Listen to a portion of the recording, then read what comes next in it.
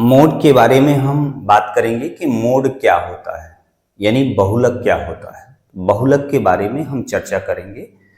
अभी आपके मेन और मीडियम के बारे में चर्चा हो चुकी है।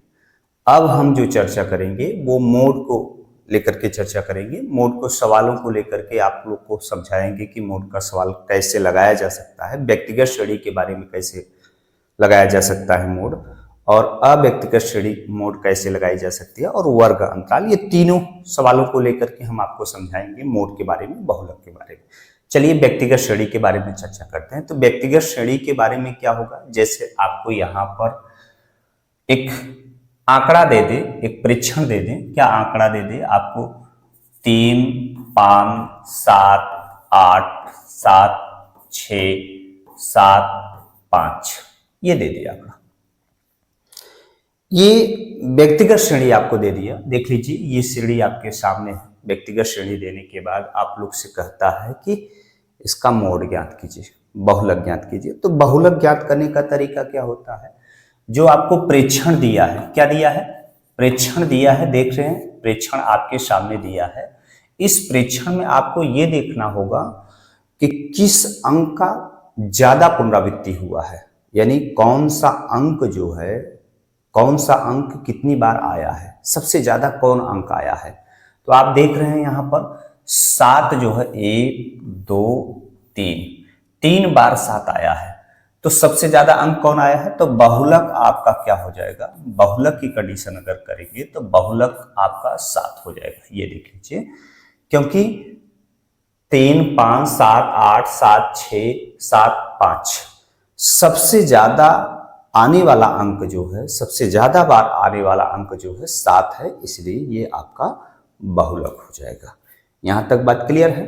अब आगे बढ़ते हैं हम आपको, देखिए आपको आगे बढ़ते हैं कि जैसे आपको अव्यक्तिगत श्रेणी दे दे। ये तो व्यक्तिगत श्रेणी था, अकेला श्रेणी था, तब आप लोगों ने बहुलक ज्ञात कर लिया। जिस अंक की ज्यादा पुनरावृत्ति होती है, सबसे ज्यादा बार आया है, वही आपका मोड होता है, बहुलक होता है।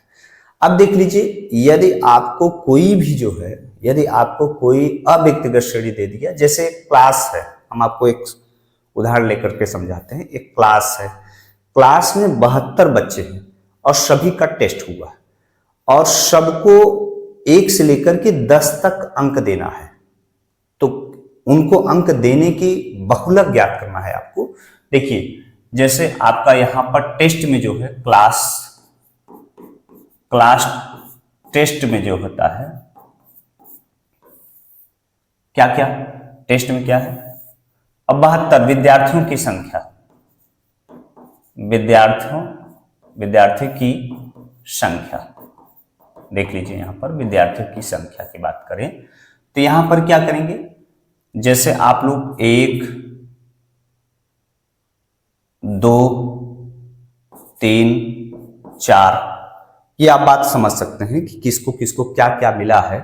4, 6, 7, 9, 10 ये देख लीजिए।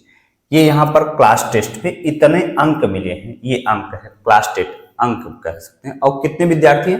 विद्यार्थियों की संख्या कितनी आप कर सकते हैं? 3, 5, 12 और 23, 8, 2, 1 देख लीजिए, ये विद्यार्थी हैं। 3, 5, 12, 23, 8, 2, 1 ये विद्यार्थी हैं। अब इनमें कहता है कि इनका बहुलक ज्ञात कीजिए। क्या ज्ञात करने के लिए कहा है? बहुलक ज्ञात कीजिए। तो बहुलक ज्ञात करने का तरीका क्या होगा? बहुलक ज्ञात करने का तरीका क्या होगा, ये बात आप समझ सकते हैं। तो इसमें देख लीजिए, ये आपकी बारंबारता हो गई। क्या हो गया? बारंबारता। ये आपका बारंबारता है। तो बारंबारता सबसे अधिक कौन है? 23 है, सबसे अधिक 23 ही बारंबारता है। तो यहां देख लीजिए 23 के सामने वाला जो पद है, 23 सामने वाला पद क्या है? 6 है। तो इसका बहुलक कितना हो जाएगा? आप यहां पर देख सकते हैं, इसका बहुलक कितना हो जाएगा? बहुलक इसका 6 हो जाएगा। मोड, अगर हम मोड के इंग्लिश में लिखेंगे, मोड के बारे में 6, ये देख लीजिए यहां पर ये बता सकते हैं। ठीक है, ये बातें आप समझा सकते हैं कि यानी इसका मोड। आपको अव्यक्तिगत श्रेणी अगर दे दे, यदि आपको अव्यक्तिगत श्रेणी दे दे तो आपको क्या बारंबारता में सबसे अधिक कौन है, 23 है। सबसे अधिक बारंबारता का पद का ही क्या कहलाएगा, आपका मोड कहलाएगा, बहुलक कहलाएगा। ये कंडीशन आप समझते रहिएगा, ठीक है। अब देख लेते हैं, आपको चलते हैं वर्ग अंतराल के बारे में चलेंगे। वर्ग अंतराल की कंडीशन क्या होगी देख रहे हैं। वर्ग अंतराल, वर्ग अंतराल, वर्ग अंतराल आपका क्या है, यहां पर देख लीजिए। और बारंबारता, बारता देख लीजिएगा। 15 से 20, 20 से 25, 25 से 30, 30 से 35, 35 से 40, 40 से 45, ये देख लीजिए। वर्ग अंतराल क्या दे दिया, 3 दे दिया, 8 दे दिया। ये देख लीजिए 3 कितना, बारंबारता कितना दे दिया, 3, 8 और क्या दे दे, 9 दे दे, 10 दे दे, ठीक है। 3, 8, 10 दे दे और 3 दे दे, 2 दे दे। देख लीजिए यहां पर आप ये बातें देख सकते हैं, ये इतना दे दिया। अब इसमें सबसे ज्यादा बारंबारता कौन है, सबसे ज्यादा बारंबारता क्या है, सबसे ज्यादा बारंबारता 10 है। 10 के सामने वाला यही वर्ग अंतराल होगा। सबसे अधिक बारंबारता के सामने वाला ही क्या होगा, वर्ग अंतराल होगा। तो वर्ग अंतराल आपको क्या मिला, f1 की वैल्यू कितना मिल गई आपको, 10। f1 से पहले आपका, f1 से पहले आपका f0 होगा बारंबारता में, 9 हो गया। और f1 के बाद वाला बारंबारता आपको यहां पर कितना होगा, f2 बराबर कितना हो गया, 3 हो गया। f2 बराबर कितना हो गया, 3 हो गया। ये बातें कर सकते हैं। अब उसके बाद आप यहां पर क्या कर सकते हैं, वर्ग अंतराल कितना है, वर्ग अंतराल आपका कितना है,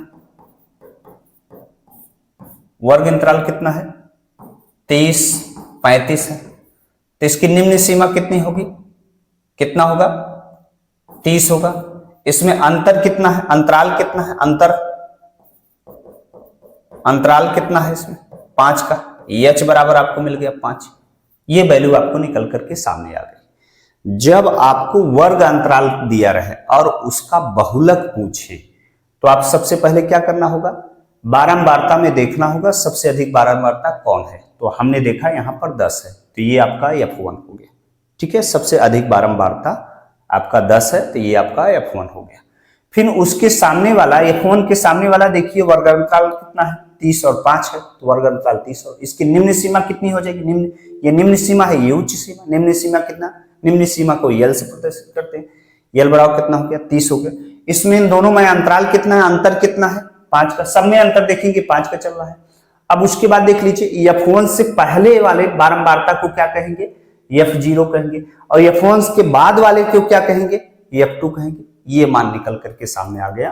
तो अब आप क्या करेंगे, यहां पर आप सवाल को लगाएंगे। क्या सवाल को लगाएंगे, इस बात को आप गौर करिएगा, देखिएगा। हम यहां पर सवाल को रखते रहे। देखिए फार्मूला क्या होता है, बहुलक बराबर फार्मूला होता है L plus f1 minus f0 2f1 minus f0 minus f2 गुणते h। ये आपका फार्मूला होता है। यहां पर आप ये बातें देख सकते हैं। L की वैल्यू कितनी है, 30 प्लस f1 की वैल्यू कितना है, f1 की वैल्यू 10 है।